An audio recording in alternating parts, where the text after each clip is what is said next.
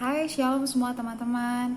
Ini sudah hari yang kesekian sejak kita stay at home. Saya berdoa teman-teman terus semangat, teman-teman terus berpegang pada pengharapan yang ada di dalam Tuhan. Hari ini saya ingin kita belajar sedikit firman Tuhan. Ada beberapa orang yang bertanya apakah virus corona ini dari Tuhan. Yang saya bisa pasti jawab adalah tidak, karena tidak ada sesuatu yang jelek yang untuk mendatangkan kecelakaan itu datang dari Tuhan. Segala sesuatu yang baik dan sempurna itu datang dari Bapa. Oleh karena itu, hal-hal yang jelek itu tidak datang dari Bapa di sorga. Tetapi Tuhan dapat mengizinkan hal-hal yang buruk, hal-hal yang tidak baik itu terjadi kepada manusia. Dengan bangsa Israel itu kita melihat bahwa seringkali Tuhan mengizinkan mereka mengalami penyerangan, mereka mengalami sakit penyakit, ketika Tuhan ingin mereka kembali kepadanya, ketika Tuhan ingin mereka bertobat, itu Tuhan izinkan. Bahkan ketika iblis ingin mencobai Ayub, iblis datang pada Tuhan dan meminta izin, dan Tuhan mengizinkan. Apakah ini berbicara tentang Tuhan yang jahat, Tuhan yang tega, Tuhan yang kejam? Sama sekali enggak, teman-teman. Ini hanya berbicara tentang otoritas absolut yang Tuhan kita miliki, bahwa bahkan ketika si jahat itu mau melakukan sesuatu, dia tidak bisa bergerak tanpa seizin Tuhan. Nah, kenapa Tuhan bisa mengizinkan hal-hal buruk terjadi pada manusia? Kenapa Tuhan mengizinkan kematian, kecelakaan, kelaparan, perkosaan, dan sebagainya yang buruk terjadi pada dunia? Itu ada penjelasannya secara khusus. Tetapi hari ini kita mau belajar bagaimana ketika kesulitan itu datang dan kita bisa keluar jadi pemenang, bahkan lebih dari pemenang. Nah, kesulitan, pencobaan itu boleh datang dalam kehidupan manusia, dan biasanya pasti datang untuk menguji kita apakah kita betul-betul bertekun dalam Tuhan. Tetapi Tuhan kita, Bapa kita itu punya spesialisasi yang luar biasa, yaitu mendatangkan kebaikan dari segala sesuatu yang terjadi dalam kehidupan kita. Kita baca yuk Roma 8 ayat 28. Ini pasti teman-teman semua sudah tahu. Kita tahu sekarang bahwa Allah turut bekerja dalam segala sesuatu untuk mendatangkan kebaikan bagi mereka yang mengasihi Dia, yaitu bagi mereka yang terpanggil sesuai dengan rencana Allah. Ini spesialisasinya Tuhan. Corona boleh terjadi, tetapi Tuhan bisa bekerja melalui hal itu untuk mendatangkan kebaikan. Mungkin teman-teman bilang, kebaikan apa Bu? Saya sekarang di PHK, gaji saya sekarang dipotong, atau orang tua saya terkena corona, lalu kemudian ada keluarga yang meninggal karena corona. Kebaikan apa dari ini semuanya? Usaha bisnis saya itu terancam bangkrut Bu, karena omsetnya itu menurun dengan sangat drastis, bahkan untuk bayar gaji aja saya nggak sanggup. Kebaikan apa yang saya bisa lihat dari ini? Teman-teman, kita harus mengerti bahwa kebaikan dari sesuatu yang buruk itu ada prosesnya, dan ada bagian yang kita harus kerjakan. Bukan mujizat simsalabim abrakadabra, tetapi ada bagian-bagian yang perlu kita perhatikan. Ada 3 hal yang menjadi kunci bagaimana kebaikan itu bisa datang dari hal yang buruk apa yang kita alami sekarang. Yang pertama, Roma 8 ayat 28 berkata bahwa kebaikan itu akan datang bagi mereka yang mengasihi Dia. Ini kunci pertamanya, mengasihi Dia.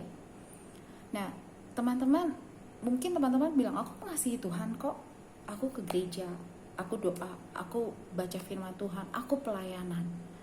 Tetapi yuk cek yuk, kalau hari-hari ini dan ketika kesulitan itu datang, lalu engkau lebih banyak menggerutu, lebih banyak marah-marah, lebih banyak blame on God, hilang damai sejahtera, Jangan-jangan selama ini yang engkau kasihi bukan Bapa, tetapi yang engkau kasihi adalah berkat-berkatnya, kemurahannya, mujizatnya, kebaikannya, bukan Bapa. Karena itu hari-hari ini ayo murnikan lagi hati kita.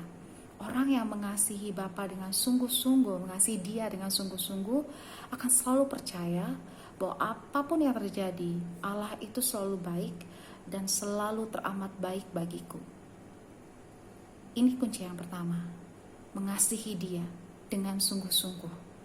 Lalu kemudian yang kedua, masih di ayat yang sama, Tuhan bilang, kebaikan itu bisa datang kepada mereka yang terpanggil sesuai dengan rencananya. Teman-teman, kita tahu bahwa kita ini dipanggil untuk jadi murid dan untuk jadi saksinya Tuhan. Melalui berbagai hal yang terjadi dalam kehidupan kita, kita diminta Tuhan untuk menjadi murid, untuk menjadi saksi. Ketika pencobaan datang, kesulitan datang, apakah engkau terpanggil untuk menjadi saksinya Tuhan? Kalau engkau terpanggil untuk menjadi murid dan saksi, engkau akan bertahan, engkau akan berjuang, berusaha terus apa yang kau bisa lakukan sambil terus memegang iman bahwa selalu ada jalan keluar yang terbaik dari Tuhan. Dan kemudian ketika kesulitan itu sudah berlalu, engkau bisa keluar jadi pemenang, bahkan lebih dari pemenang. Dan kemudian engkau menyaksikan kepada banyak orang bahwa kesulitan itu terjadi dalam hidupmu, tetapi dengan kebaikan dan kasih setia Tuhan, engkau bisa melewatinya dan engkau bisa menjadi kesaksian untuk banyak orang. Apakah engkau terpanggil bahwa kesulitan itu bisa menjadi kesaksian bahwa Allah kita adalah Allah yang luar biasa? Ingat teman-teman, your test will be a testimony if you pass. Lalu kemudian yang ketiga, teman-teman, kalau kita mendapatkan masalah, pencobaan, kesulitan, kadang-kadang kita tergoda untuk langsung mencari jalan keluar. Dan itu sebabnya kadang-kadang kita malah jatuh terpuruk, malah kita terbentur, malah kita gagal. Nah, apa yang harus kita lakukan dalam menghadapi hal-hal yang menyulitkan seperti yang sekarang ini? Yang paling penting adalah kita minta hikmat Tuhan. Karena apa? Karena Tuhan janji untuk memberikan jalan keluar kepada kita ketika ada pencobaan dan kesulitan yang terjadi. Yuk kita baca yuk. Yang pertama dari Yakobus 1 ayat 5. Ini tentang pencobaan. Di sini dituliskan, tetapi apabila di antara kamu ada yang kekurangan hikmat, hendaklah ia memintakannya kepada Allah, yang memberikan kepada semua orang dengan murah hati dan dengan tidak membangkit-bangkit, maka hal itu akan diberikan kepadanya. Teman-teman, kita perlu minta hikmat Tuhan, karena hikmat kita, pengetahuan kita itu sangat-sangat terbatas. Hanya hikmat Tuhan itu yang sempurna. Karena apa? Karena Dia yang tahu apa yang akan terjadi di masa-masa yang depan. Karena Dia yang tahu apa yang akan terjadi di ekonomi, di negara kita, politik, keamanan, Dia yang tahu. Oleh karena itu kita tanya sama Tuhan, minta sama Tuhan hikmat apa untuk mengatasi masalah yang sedang kita alami ini. Lalu kemudian di 1 Korintus 10 ayat 13 dicatat begini, pencobaan-pencobaan yang kamu alami ialah pencobaan-pencobaan biasa yang tidak melebihi kekuatan manusia.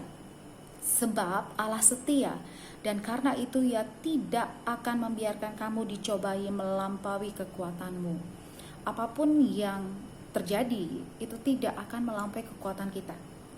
Lalu kemudian kalau ada pertanyaan, Bu, kok kayaknya aku gak kuat yang menghadapi pencobaan ini, menghadapi kesulitan ini, berarti itu melebihi kekuatan saya dong. Oh no, saya percaya bahwa janji Tuhan ya dan amin. Dia tidak pernah mengingkari janjinya, bahwa pencobaan yang Dia izinkan terjadi pada kita itu tidak akan melampaui kekuatan kita.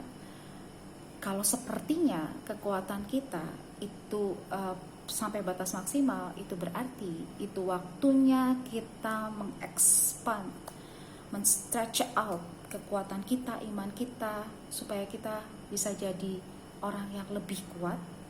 Kita naik ke level yang berikutnya. berarti kekuatan kita ditambahkan oleh Tuhan.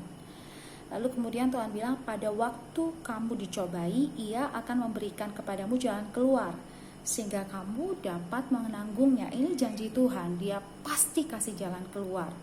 Dia tidak mungkin membiarkan anak-anaknya yang mengasihi Dia tuh deadlock. Dia pasti kasih jalan keluar.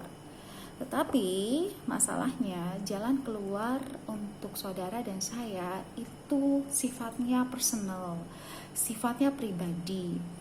Hikmat dan jalan keluar yang Tuhan berikan kepada saya itu tidak bisa di copy paste oleh orang lain. Karena apa? Karena kondisi kita berbeda satu dengan yang lainnya.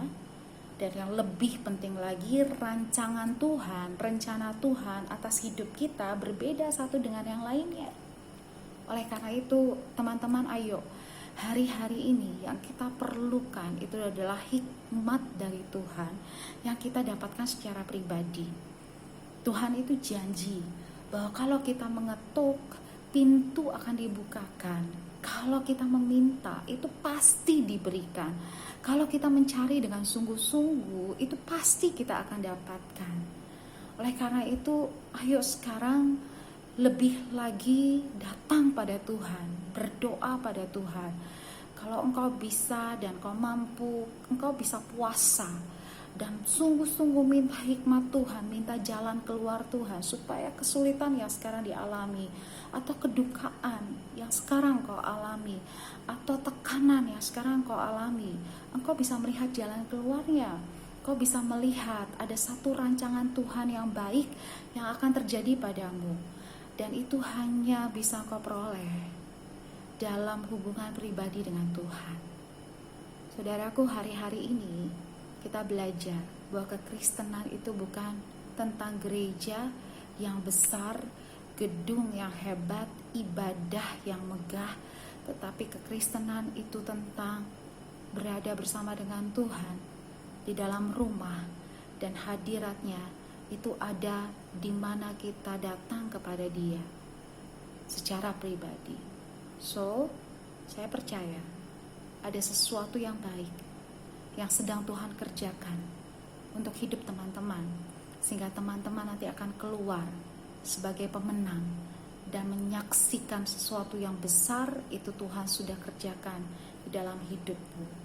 Tetapi sekarang kita melakukan bagian kita, berseru pada Tuhan, berdoa, terus bersekutu dengan Dia sampai kita dapatkan hikmat, sampai kita dapatkan jalan keluar.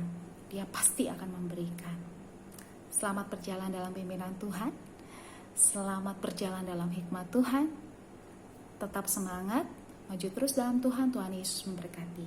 God bless.